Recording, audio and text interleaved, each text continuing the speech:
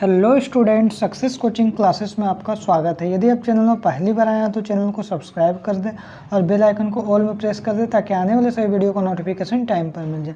आज हम डिस्कस करने वाले हैं क्लास 10th का साइंस का जो मॉडल सेट आपका है 6 है। इससे पहले हम मॉडल सेट 1 से लेकर 5 तक अपलोड कर दिए। यदि आप नहीं देखे हैं तो उसमें ऑब्जेक्टिव प्लस सब्जेक्टिव दोनों क्वेश्चन का डिस्कस किए हैं, आप जाकर देख लीजिएगा। हर एक क्वेश्चन आपके एग्जाम के लिए इंपॉर्टेंट है। ये आपका वीकली टेस्ट जो होने वाला है 9 अक्टूबर का आपका एग्जाम होने वाला है। प्रोजेक्ट रेल के द्वारा ऑब्जेक्टिव प्लस सब्जेक्टिव दोनों है। चलिए हम आगे बढ़ते हैं क्वेश्चन की ओर।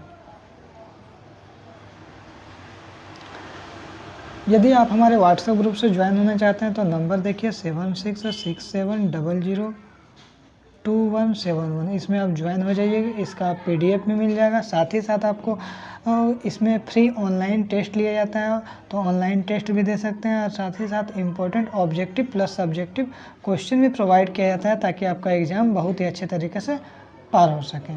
चलिए आगे देखते हैं। इसको थोड़ा सा इरेज कर देते हैं। देखिए सबसे पहला क्वेश्चन यहाँ पर लिया गया है, अलैंगिक जनन मुकुलन द्वारा होता है। तो किस में होता है? तो याद रखिएगा ऑप्शन नंबर बी, ईस्ट में होता है। किस में होता है? ईस्ट में होता है। चलिए नेक्स्ट क्वेश्चन आगे स्क्रीन में देखते हैं क्या है। नेक्स्ट क्वेश्चन क्या बोल रहा है, निम्न में से कौन मानव में मादा जनन तंत्र का भाग नहीं है? तो मादा जनन तंत्र का भाग नहीं है तो कौन सा? देखिए अंडाशय तो आपका भाग है, मादा जनन तंत्र का गर्भाशय भी है और डिंब वाहिनी भी है। तो इसका राइट आंसर क्या हो जाएगा? शुक्रवाहिका। ये क्या है? मादा जनन तंत्र का भाग नहीं है, किसका? नर जनन तंत्र का भाग है। आगे देखते हैं स्क्रीन में नेक्स्ट क्वेश्चन क्या है हमारे लिए। देखिए ये क्वेश्चन बहुत ही इंपॉर्टेंट है। परागकोश में होते हैं तो याद रखिएगा परागकोश में क्या होते हैं? तो याद रखिएगा परागकण होते हैं। देखिए प सेम है, पराग यहाँ पर परागकोश है, यहाँ पर क्या होगा? परागकण हो जाएगा। आगे देखते हैं नेक्स्ट क्वेश्चन आपका स्क्रीन में क्या है। देखिए प्लेनेरिया किस विधि से विभाजन होता है? याद रखिएगा प्लेनेरिया में किस विधि से विभाजन होता है? तो याद रखिएगा ऑप्शन नंबर बी, पुनरुद्भवन इसका राइट आंसर हो जाएगा। आगे देखते हैं नेक्स्ट क्वेश्चन क्या है हमारे स्क्रीन में है। देखिए निम्न में से कौन एक लिंगी पुष्प है? याद रखिएगा एक लिंगी पुष्प का उदाहरण बोलेगा तो सबसे पहले आंसर क्या होगा आपका? पपीता हो जाएगा। याद रखिएगा, ठीक है। नेक्स्ट क्वेश्चन देख लेते हैं। तो नेक्स्ट क्वेश्चन क्या बोल रहा है, पराग कणों में पुन कैंसर से वर्तिकाग्र एक तक स्थानांतरण की प्रक्रिया को हम लोग क्या बोलते हैं? तो हम लोग क्या बोलते हैं? परागन बोलते हैं। क्या बोलते हैं? ऑप्शन नंबर ए हो जाएगा परागन, इसका राइट आंसर हो जाएगा। आगे देखते हैं नेक्स्ट क्वेश्चन स्क्रीन में क्या है। तो एक हार्मोन का नाम लिखिए जो लड़कों में यौन अवस्था के लक्षणों को कंट्रोल करते हैं, नियंत्रण करता है। तो याद रखिएगा टेस्टोस्टेरोन, इसका राइट आंसर हो जाएगा ऑप्शन नंबर बी हो जाएगा। आगे देखते हैं नेक्स्ट क्वेश्चन क्या है। एक ऐसे जीव का नाम बताएं जिसमें बहुखंडन विधि से प्रजनन होता है। तो याद रखिएगा इसका राइट आंसर हो जाएगा आपका ऑप्शन नंबर डी हो जाएगा प्लेज्मोडियम, इसका राइट आंसर हो जाएगा। आगे देखते हैं नेक्स्ट क्वेश्चन क्या है स्क्रीन में।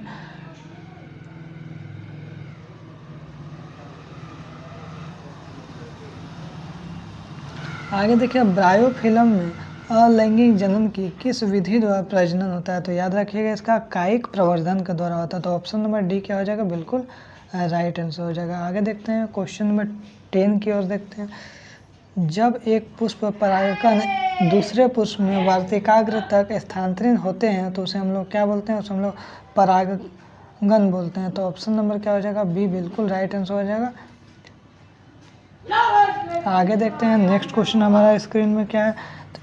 इनमें से कौन स्त्री केसर का भाग नहीं है? तो याद रखिएगा स्त्री केसर का भाग कौन सा नहीं है? तो परागकोश, इसका जो राइट आंसर हो जाएगा ऑप्शन नंबर डी, स्त्री केसर का भाग नहीं है। आगे देखते हैं नेक्स्ट क्वेश्चन क्या यहाँ पर है। तो जो जनन कोशिका अपेक्षाकृत बड़ी होती है जिसमें भोजन का भंडार भी संचित होता है, भंडार, तो उसे क्या कहते हैं? इसमें भोजन का भंडार जो संचित रहता है उसको हम लोग क्या बोलते हैं? मादा युग्मक बोलते हैं। क्या बोलते हैं? ऑप्शन नंबर बी क्या हो जाएगा? मादा युग्मक हो जाएगा। आगे देखते हैं नेक्स्ट क्वेश्चन क्या है। इनमें से कौन नर जनन तंत्र का भाग नहीं है? नर जनन तंत्र का भाग नहीं, तो वृषण तो भाग है नर जनन तंत्र का।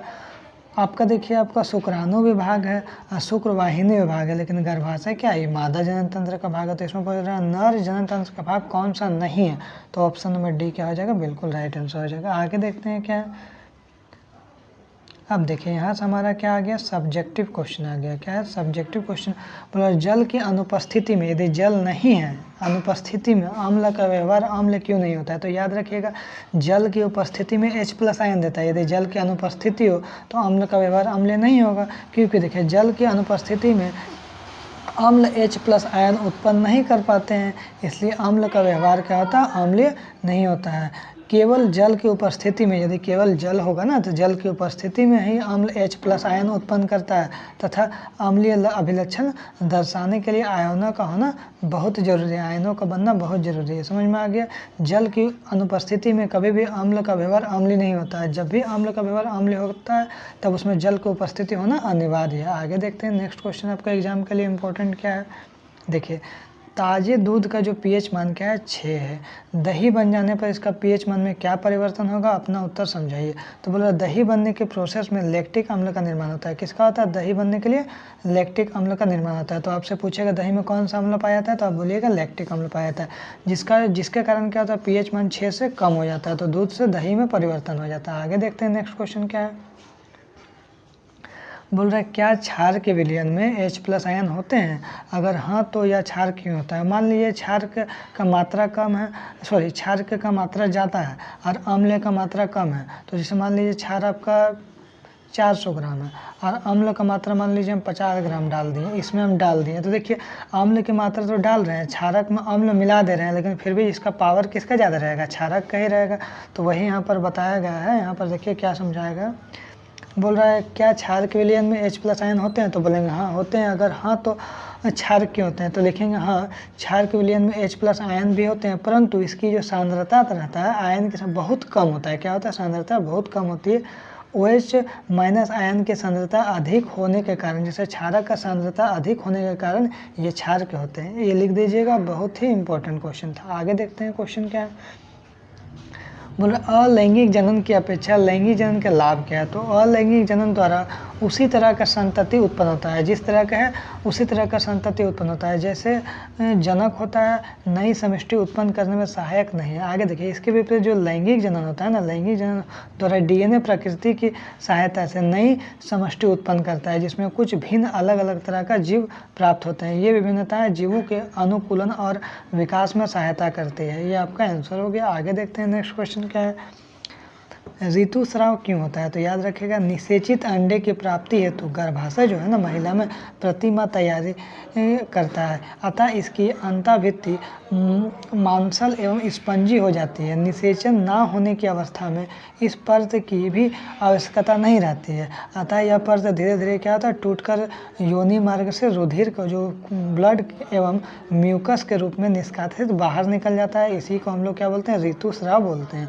आगे देखते हैं नेक्स्ट क्वेश्चन क्या है। बोल रहा है विद्युत शक्ति से आप क्या समझते हैं, तो किसी विद्युत परिपथ में उपयोग की गई विद्युत ऊर्जा की जो दर है विद्युत शक्ति कहलाता है। इसे P द्वारा व्यक्त करते हैं। अब P बराबर क्या होता है, V/I। विद्युत शक्ति का SI मात्रा क्या होता है, वाट होता है। आगे देख लेते हैं क्या क्वेश्चन है। अब देखिए विद्युत बल्ब का तंतु टंगस्टन का क्यों बना होता है, तो याद रखिए विद्युत बल्ब का तंतु टंगस्टन का बना होता है क्योंकि ये उच्च तापमान, ये क्या होता है, उच्च तापमान पर उपचयित नहीं होता है। इसका गलनांक भी क्या होता है, बहुत उच्च होता है। चलिए हमारा क्वेश्चन ख़त्म हो गया। यदि आपको वीडियो अच्छा लगे, थैंक यू। वीडियो अच्छा लगे तो लाइक करें, सब्सक्राइब करें और साथ साथ शेयर ज़रूर करें। फिर मिलते हैं नेक्स्ट वीडियो में। Thank you so much.